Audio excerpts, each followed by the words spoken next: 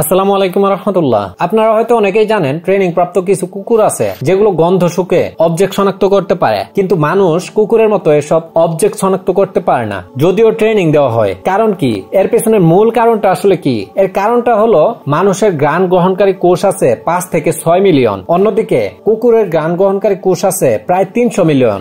আমরা কিন্তু আমাদের চারপাশে যেসব শব্দ হয় এগুলো সব শব্দই শুনতে পারি না। এর মধ্যে সর্বোচ্চ আমরা যেটা শুনতে পারি 20 কিলো হার্টজ পর্যন্ত শুনতে পারে। অন্যদিকে বাদুর, ডলফিন এরা 150 কিলো হার্টজ পর্যন্ত শুনতে পারে। টাইগার মথ নামে এক ধরনের প্রজাপতি আছে, এরা 240 কিলো হার্টজ পর্যন্ত শুনতে পারে। ঠিক তেমনি আমরা যা দেখি, দেখার ক্ষেত্রেও একটা নির্দিষ্ট ক্যাপাসিটি আছে। এর বাইরের বস্তু বা প্রাণীগুলো আমাদের চোখের সামনে থাকলেও সেটাকে আমরা দেখতে পারি না। যেমন আমরা জিন দেখতে পারি না, আমরা ফেরেশতা দেখতে পারি না, যদিও তারা আমাদের 2 কাঁধেই আছে। আমরা শয়তান দেখতে পারি না। এখন হয়তো আপনার মনে প্রশ্ন জাগতে পারে, এই মহাবিশ্বের আমরা কত শতাংশ দেখি? যেটা দেখি এটা কি 50% দেখি? না, আমরা 50% দেখতে পারি না, 40% দেখতে পারি না, 30% না, 15% না, আমরা 10% দেখি না, 5% দেখি না। আমরা তাহলে দেখি কত শতাংশ?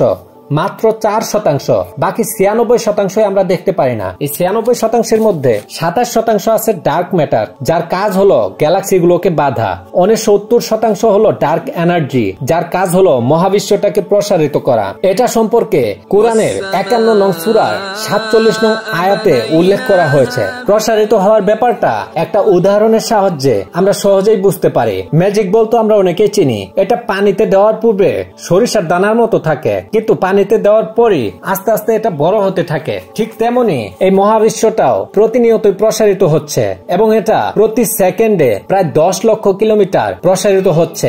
এখন আসল কথায় আসি, আমরা কেন জিনদেরকে দেখতে পারি না? প্রত্যেকটা জিনিসেরই তরঙ্গ দৈর্ঘ্য আছে। আমরাও একটা নির্দিষ্ট তরঙ্গ দৈর্ঘ্যের মধ্যের বস্তু বা প্রাণীগুলোকেই দেখতে পারি। এর কম বা বেশি হলে বস্তুগুলোকে বা প্রাণীগুলোকে আমরা দেখতে পারি না। আমরা প্রতিনিয়ত যা দেখি এর তরঙ্গ দৈর্ঘ্য কত? এর তরঙ্গ দৈর্ঘ্য হলো 380 থেকে 700 ন্যানোমিটারের মধ্যে। এর বাইরে গেলে সেটা আমরা আর দেখতে পারি না। জিনদের তরঙ্গ দৈর্ঘ্য 380 থেকে 700 ন্যানোমিটারের বাইরে, যার কারণে আমরা জিনদেরকে দেখতে পারি না। এখন অনেকেই হয়তো বলবেন, অনেকেই তো জিন দেখতে পারে, এর কারণ কি? এর পিছনের মূল কারণ হলো আল্লাহ তাআলা জিনদেরকে এমন ভাবে সৃষ্টি করেছেন তারা বিভিন্ন প্রাণীর অবয়ব ধারণ করতে পারে।